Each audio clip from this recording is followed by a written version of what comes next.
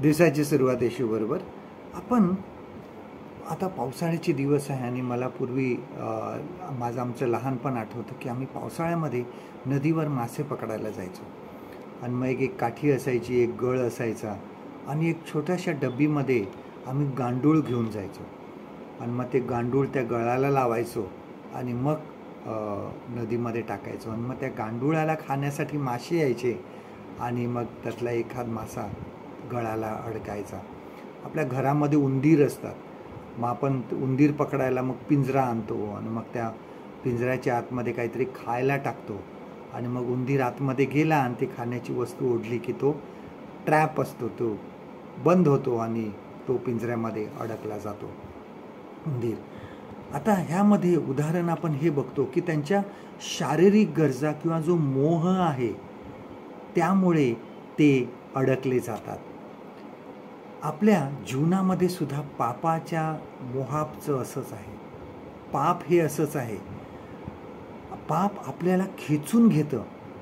आपले शारीरिक गरजा काय आहेत, आपण कुठल्या प्रकारच्या मोहामध्ये पडू शकतो हे पापाला बरोबर माहीत आहे, सैतानाला बरोबर माहीत आहे आणि त्याद्वारे तो आमच्यावर जाळं टाकत असतो. आपण बऱ्याचदा मनुष्याला असं वाटतं की एवढंच मी केलं तरी काही हरकत नाही, परंतु तेवढूसच केल्याने पाप तुमच्या अंगणामध्ये प्रवेश करतो.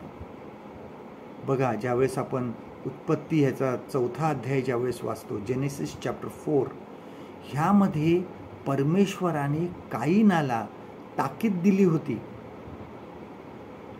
की तू हे करू नको. बघा वचन काय सांगतं, बघा 7वं वचन वर्स 7, पण तू बरे केले नाही तर दाराशी पाप टपूनच आहे. बघा, पाप दाराशी टपूनच असतं की कुठल्या त्या क्षणाची, त्या वेळेची ते वाट बघत असतं की मनुष्याला मी पापामध्ये अडकवू शकेन.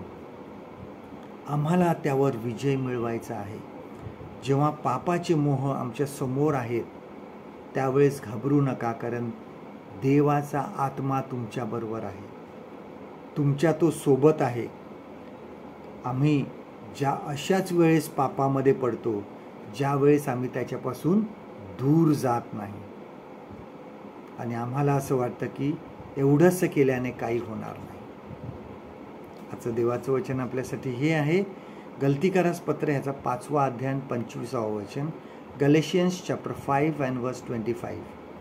आपण जर आत्म्याच्या सामर्थ्याने जगतो तर आपण आत्म्याच्या प्रेरणेनेच चालावे. परमेश्वर करो आजचा दिवस तुमचा आशीर्वादित करो.